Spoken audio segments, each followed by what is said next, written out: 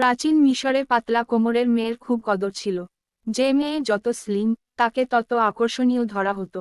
কিন্তু এসব পাতলা কোমরের মেয়েরা যখন বিয়ে করত, তখন তারা বেছে বেছে মোটা ভুঁড়িওয়ালাদেরই বিয়ে করত। কারণ সে সময়ে ভাবা হতো, ধনীরা গরিবদের চেয়ে ভালো মন্দ খায়, তাই মোটা লোকরা আর্থিকভাবে সচ্ছল ও ধনবান হয়। তখন দেখা যেত, অনেক পুরুষই কৃত্রিমভাবে মোটা হওয়ার চেষ্টা করত। আবার মাথায় টাকওয়ালা পুরুষদের ভাবা হতো মহাজ্ঞানী। তাদেরও বেশ কদর ছিল। মধ্যযুগে এসে মোটা মেয়েদের কদর খুব বেড়ে যায়। কারণ তাদের ধনী অভিজাত পরিবারের ভাবা হতো। কারণ একগাদা দাসী থাকার কারণে তাদের কোন কাজই করতে হতো না। ফলে কাজ না করার জন্য মোটা হয়ে যেত, সেটাই ছিল আভিজাত্যের প্রতীক। আসলে সৌন্দর্যের সংজ্ঞা যুগভেদে এক এক রকম।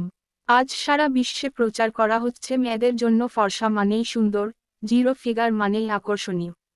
এই জন্য বেলা হাফ প্লেট ভাত খেয়ে দুর্বল শরীর নিয়ে হলেও ফিগার জিরো মেনটেইন করাই ব্যস্ত সবাই।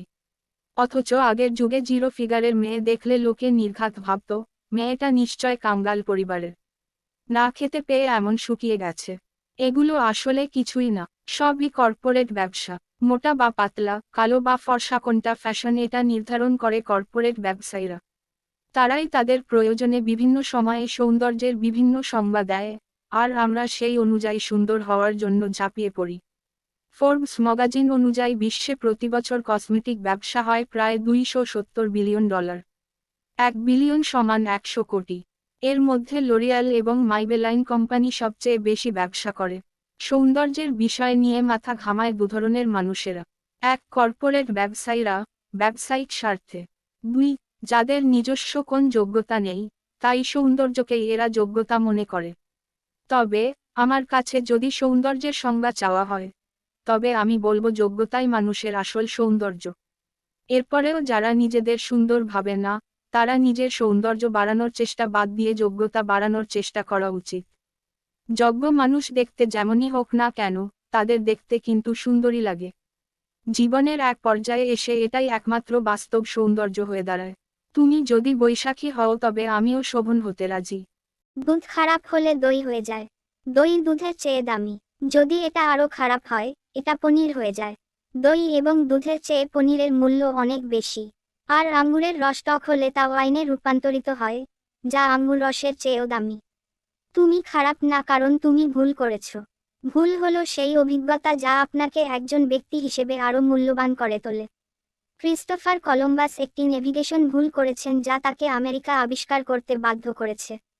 আলেকজান্ডার ফ্লেমিং এর ভুল তাকে পেনিসিলিন আবিষ্কার করতে বাধ্য করেছে। টমাস আলভা এডিসনকে জিজ্ঞেস করা হয়েছিল, আপনি জীবনে ভুল করেছেন? তিনি বলছিলেন, অসংখ্যবার। তা শুনে প্রশ্নকর্তা বলেছিলেন, তাহলে তো আপনার মাথায় বুদ্ধি কম। উত্তরে এডিসন যে উত্তর করেছিলেন তা এমন, মাথায় বুদ্ধি কম ছিল কিন্তু অসংখ্যবার ভুল করার কারণে তা বেড়ে অসংখ্য গুণ হয়ে গিয়েছে। ব্যাপারটা এমন, প্রতিবার ভুলের পর এডিসন নতুন নতুন পদ্ধতি আবিষ্কার করতেন। এভাবে সৃষ্ট সফল আবিষ্কারের মধ্য দিয়ে পৃথিবী অনেক এগিয়ে গেছে। কানাডিয়ান বিখ্যাত লেখক রবিন শর্মা বলেছিলেন, ভুল বলে কিছু নেই, সবই নতুন শিক্ষা। বিজ্ঞানী অ্যালবার্ট আইনস্টাইন বলেছিলেন, কেউ যদি বলে সে কখনো ভুল করেনি, তার মানে সে কখনো চেষ্টাই করেনি। ও টু চাঞ্জে এ লিফ বইটি একবার দ্বিতীয় সংস্করণের নামের ভুলে ও টু চাঞ্জে এ উইফ হয়ে বের হয়েছিল, তারপর তা বেস্ট সেলার। কথায় আছে, মাঝে মাঝে ভুল বলো, না হলে তুমি বুঝতে পারবে না লোকে তোমার কথা শুনছে কিনা।